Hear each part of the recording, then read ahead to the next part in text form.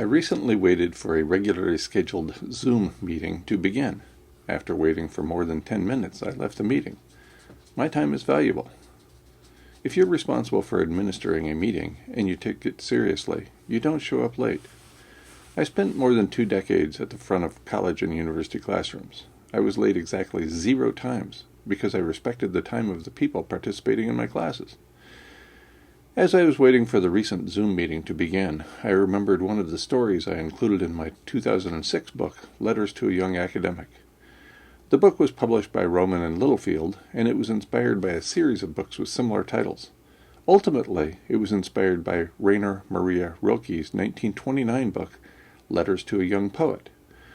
I will quote a few relevant excerpts from Chapter 11 of my 2006 book, Letters to a Young Academic. Your class may be the most important thing in your life. At the very least, it's near the top of your list of essential activities. After all, your primary responsibility for the academic term is the few classes you teach during any particular quarter or semester.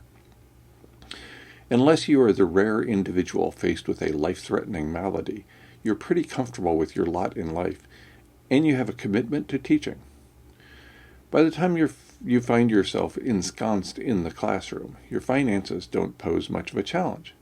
As much as you'd like to think otherwise, you've settled in. Contrast your life with that of your typical student. She may be uncertain of her sexuality. If she's not, she's probably uncertain about when and with whom to have sex. American culture has convinced her that she should be seriously looking for a long-term partner, so she spends much of her time in party mode, or preparing for it, or recovering from it. Her evolutionary, derived maternal instincts, reinforced by culture, constantly nag at her psyche. Her friends are getting married, but not yet divorced.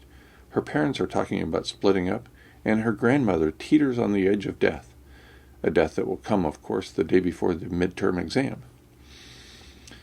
Peppered with arguments rooted in reason, she seriously questions her spirituality, perhaps for the first time. The bombardment of hormones, peer pressure, and general busyness has her contemplating suicide on a regular basis. Do you still think your class is the most important activity in her life? Remember, it's one of a handful of courses that she struggles to keep up with as she sorts through the important issues in her life. And, unlike you, she hasn't settled on a vocation yet, so she has no idea if your class is remotely related to her career. Her best day is filled with myriad issues and events more important than your class. On her worst days, and she probably has many of them each term, your class does not enter her mind. Many of my colleagues talk about the line between them and their students. In their view, neither first-year students nor late-career PhD students may cross this line of deference.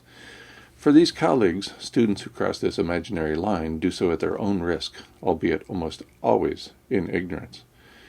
There is no line for students to cross. Are you more knowledgeable about your discipline than students? I should hope so. Does this allow you to be offended by the student who is too familiar, thereby giving you free rein to use your esteemed position as bully pulpit? I've been fortunate enough to influence a few fine students, and they've been kind enough to let me know. I keep at this seemingly thankless job because such incidents come along, now and then. Your time on the planet is stunningly brief. During that blink of time, you will interact with far too few people who care about the issues you find utterly enthralling. Why would you treat those few people with the disrespect commonly set aside for lower forms of life? Should we not embrace them as fellow pioneers on our quest for a just and sustainable human civilization? Are we not all on the same journey, thirsting for the same knowledge? Thoreau's guidance on this point is useful. In the Maine woods, he insisted that those who, quote, would learn the secrets of nature, end quote, would be forced to, quote, practice more humanity than others, end quote. Students are human, and so am I. It only seems natural that I have grown to dislike some of the students I have taught, just as it seems natural that I have grown to love some of them. Civility demands tolerance for those I dislike. Humanity requires expressing my feelings to those I love. And why should we expect otherwise? These students have matured before my eyes.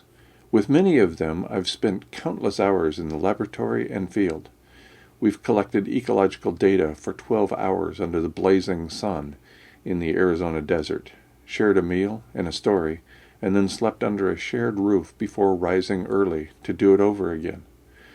We've diligently pored over the data we've collected, found the story buried in the data, and journeyed to marginally exotic locales to discuss it with other scholars.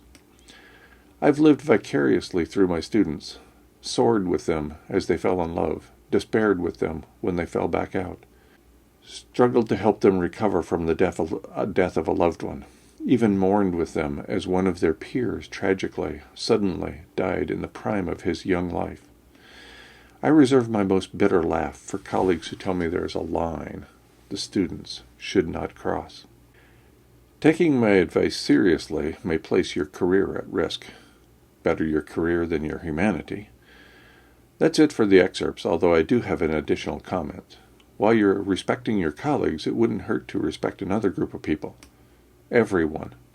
In the process of doing so, you might even get what you give.